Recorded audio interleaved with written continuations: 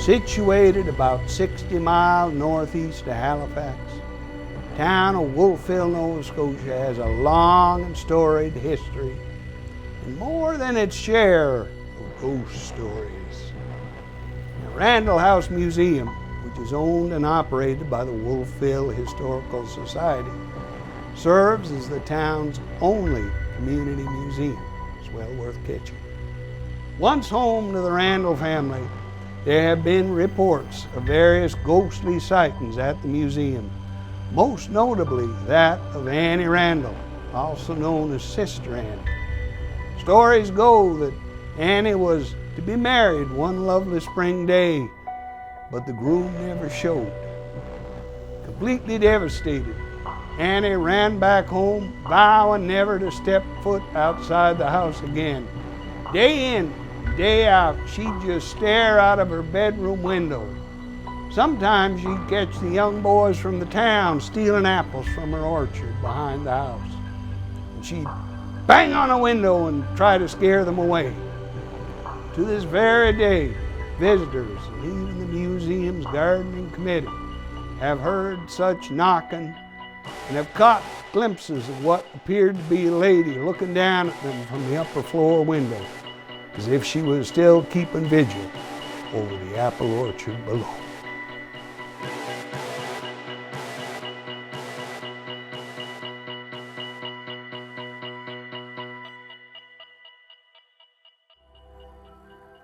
My name is Crystal Tanner. I'm the curator manager here at Randall House Museum. The house itself was built in 1809, around that time, by Aaron Cleveland. He was a cooper, so he built barrels for a living. He sold the house in 1816 to the Randall family, so Charles and Sarah Randall. Charles and Sarah had a little baby boy named Charles Dennison Randall. It was a few months after Sarah gave birth that she passed away due to complications or a sickness. We're not really sure why, but they continued to live here. They rented it out a couple of different times. So the house was once used also as a school back in the 1850s-ish. And then we get the Randalls moving back in, Eardley and Annie. They were brother and sister. We call her Sister Annie. She's widely known in all of the written material as Sister Annie. So she was very sickly, and Eardley was tasked with taking care of his sister until she got married, which obviously never happened. And then we have a new family moving in, Charles and Sarah Patriquin, and they lived here up until 1947. That was the year that Charles died, and then the year after Sarah passed away.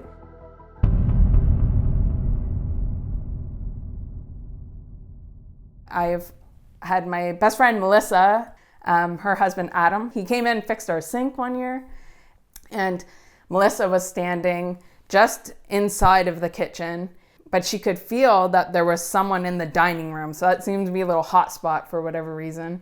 And she told me later, she whispered to herself, she's like, Annie? And she heard it plain as day, as if someone was standing right behind her, and it said, no, it's Sarah. So we're not sure who that could be. Sarah Randall's, who I always thought it was. And that was always kind of who I thought was the female presence that I've been told is attached to me. And I don't know, I think it's because I care about the house, so she is kind of my protector because I'm protecting what she loved.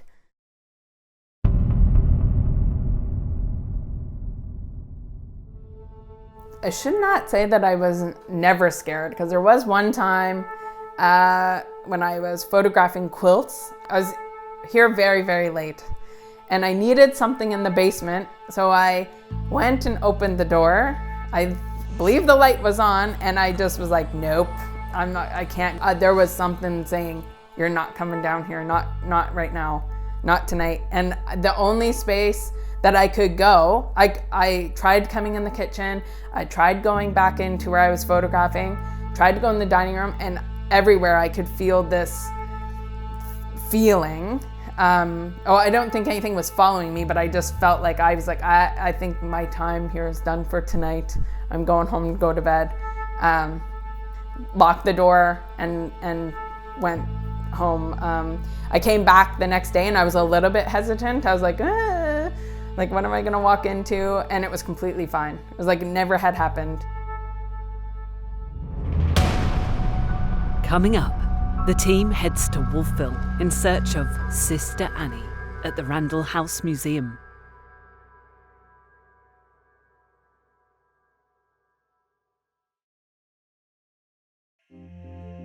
So this was probably one of the first experiences that I've had. So I was doing orientation with my, who would have been the heritage interpreter.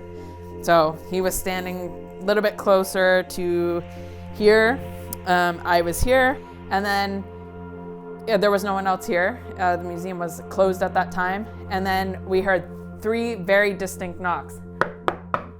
Very loud, just like that. And he looked at me and I looked at him and he's like, "Did you hear that?" And I was like, "Yeah, I thought that was you," because I thought maybe he was tapping his foot or something. He's like, "No, that wasn't me."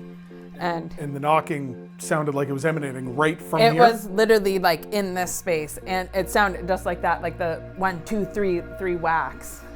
This is closed. Like there's no, we have oil, like an oil furnace, but it's the other chimney stack that it operates out of. It's all closed off in there. Yeah.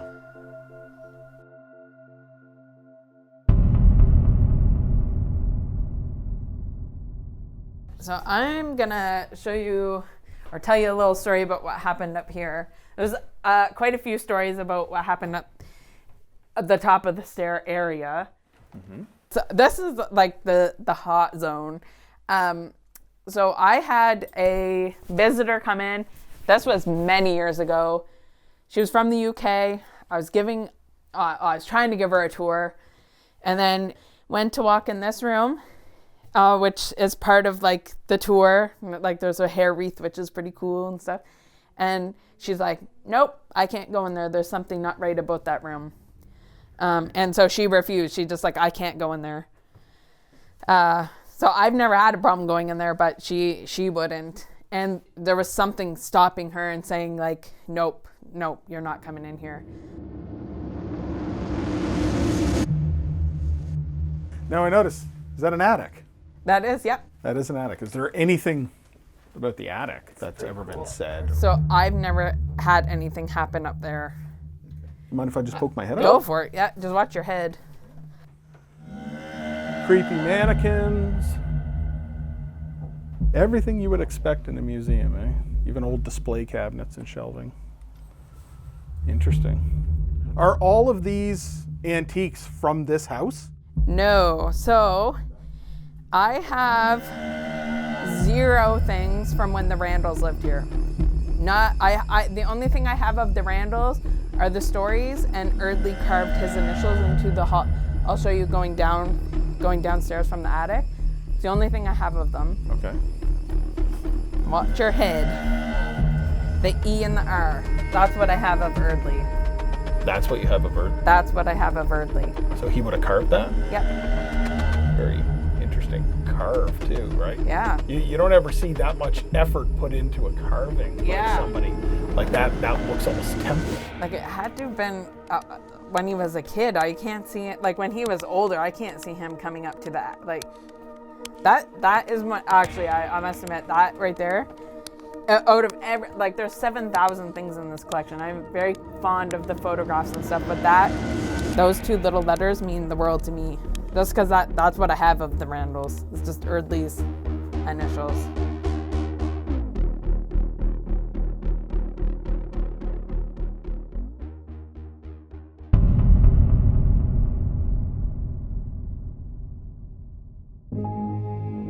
I've always had a prayer. Right? I've always had a prayer. I never wanted to see, smell, experience, taste, sensationalize anything that I'm not ready for. Right? I've had a few weird things in my life that have occurred, and it gave me immediate comfort to be like, I guess I was ready for that. Right? So like I don't open myself to the other realms, because I believe the other realms are out there, and it's like I've never touched a Ouija board because I'm not about to like dabble. I'm not gonna do that. But it's just like, I'm not open to it. So maybe I'm the X factor.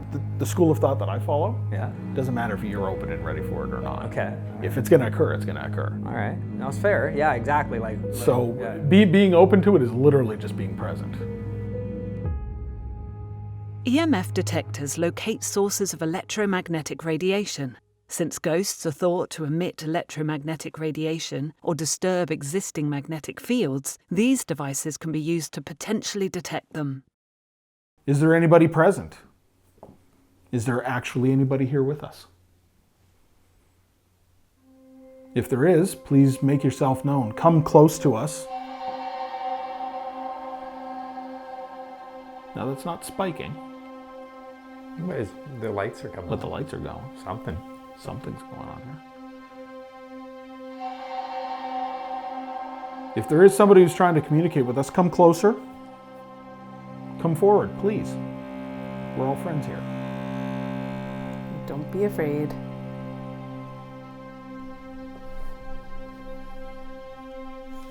Can we ask if there's specific?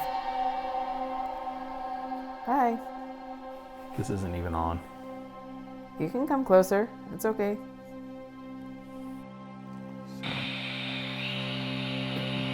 The spirit box uses radio frequency sweeps to generate white noise. This gives some entities the energy they need to communicate.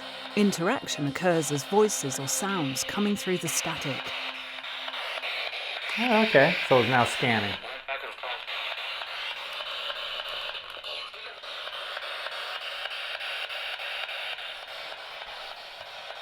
So I'd like to ask if there's anybody here with us to maybe say something. Tell us your name.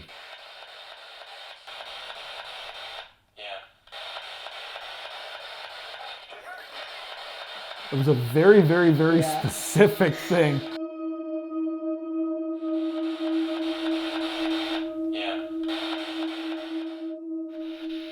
I'm curious if it's Eardley here. Sometimes saying the name and talking to the person directly. Speak away. Say hi to Eardley. Hi, Eardley.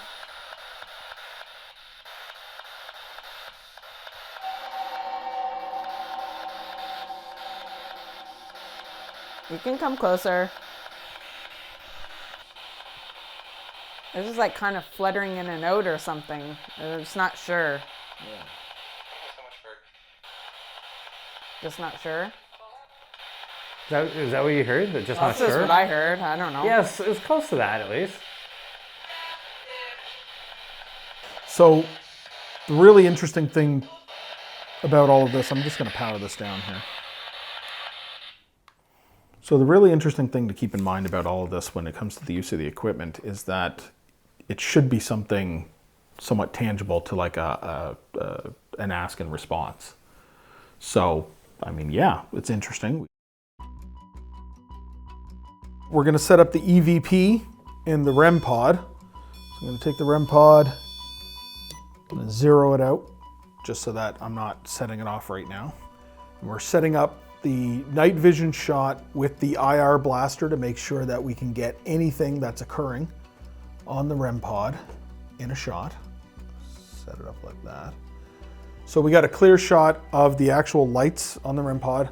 We're going to turn off the lights in this room and we're going to go elsewhere to perform some more of the investigation and just kind of leave this.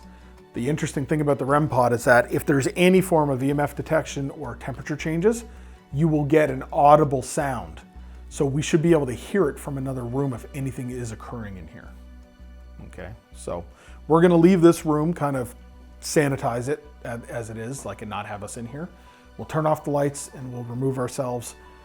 Leave this for a few. If we get anything, we get something. If we don't, maybe we'll move this to another room or another location. Traditionally, this would have been in lieu of any kind of funeral home at the time. If there was any kind of a death in the family, this room would have actually been used for the viewing and the funeral, for any purpose like that. So if there was any kind of a death experienced, this house, that this house would have seen, this room would have a concentration of energy from that.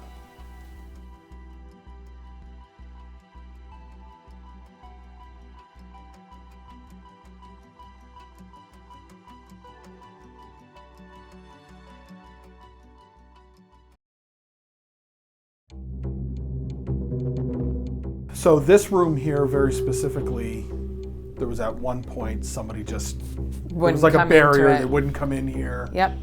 There was a feeling of something in here. So, and this was potentially Annie's room? I think so, because this is, I think, where the house is. Like, that's all the farmland, so it went right up to King Street. So she would have definitely tapped on this window. If there's anybody here, please come forward. I'd like for you to set off my detector. If you'd like to talk. Even if it's just quick responses, yeses and nos. Where's the hair wreath? Is it Right behind you, there's two of them there. There's two of them here. Yep, Okay. I've got 3 of them in total.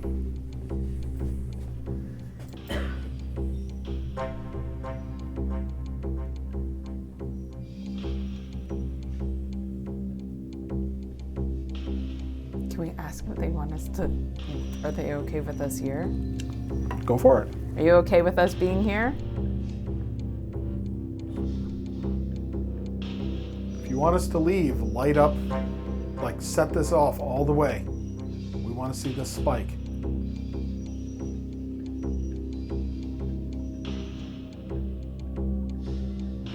If you're okay with us being here, how about you set it off now?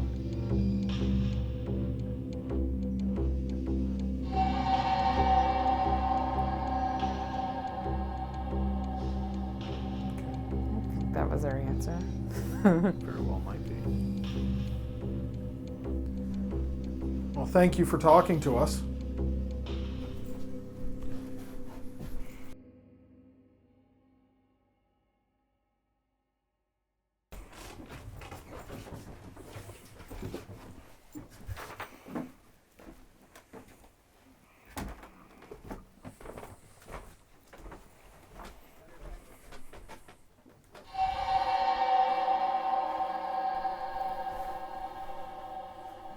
Can you take a step back?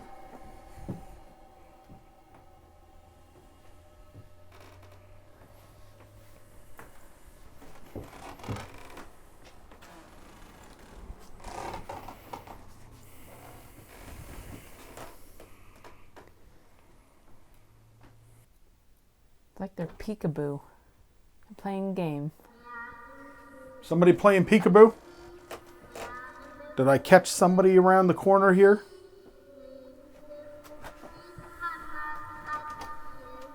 Is there somebody in here hiding?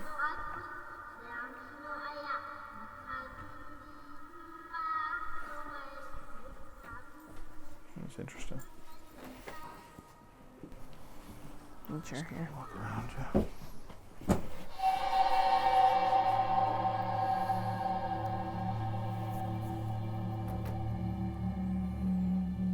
Is that flickering by the prayer chair? That's a prayer chair? That's a prayer chair. Okay, that's intriguing. They would go like on their hand, and then their elbows would rest. Is there anybody here with us around this chair?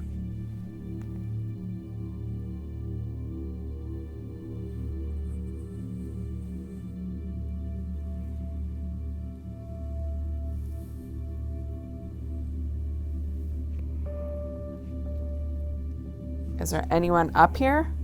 There's nothing going on by this now.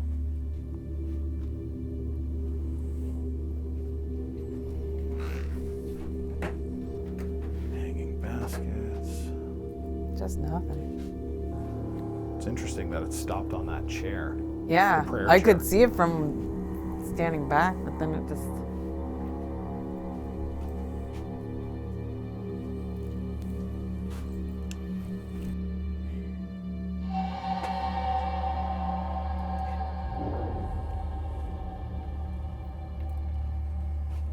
Little flickers, nothing.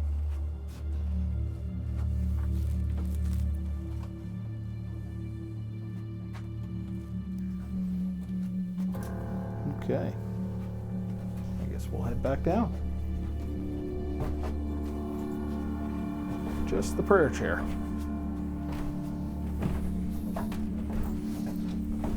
No, Mr. Erdley.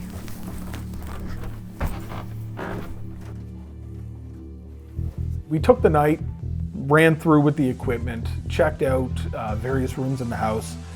We're pointed to very particular hotspots, given a little bit of a background on what's occurred in the house. We had a couple of instances where there would be nothing really explainable as to what happened with the EMF detector very specifically. There were random times when it would spike and just give us readings nonstop, and then it was just gone, just like that. Interestingly enough, when I first arrived on scene here, and I didn't know anything about what I was getting into, I was standing outside by my car on the side of the house, and I was met by the director of the episode, and we were outside talking, and we heard a knock on wood, like on a windowsill at the window on the side of the house, and it was very, very obvious what was going on. When he went outside and I was parked out there, did you knock on the window? No, For fuck's sake.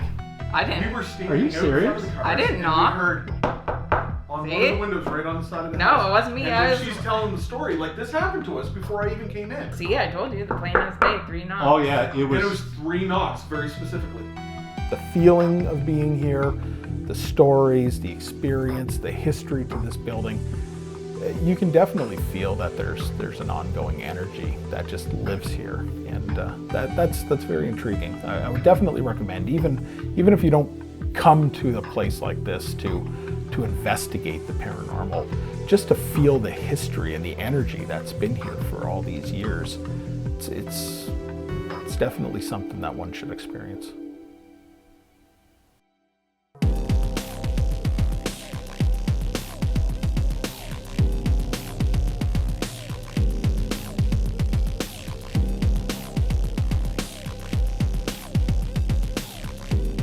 Yeah, I'm gonna continue being the protector of this home and the protector of their story and of their memory. That's just, I feel like that's my duty. So I'm gonna keep on doing it. And if there's more things that happen, I'll just compile them in my little notes. I was hoping to see something, but also I was hoping not to see something. So I'm okay with walking out of here this evening without having a memory emblazoned into my mind that I'm gonna be scared at, when I try to sleep this evening.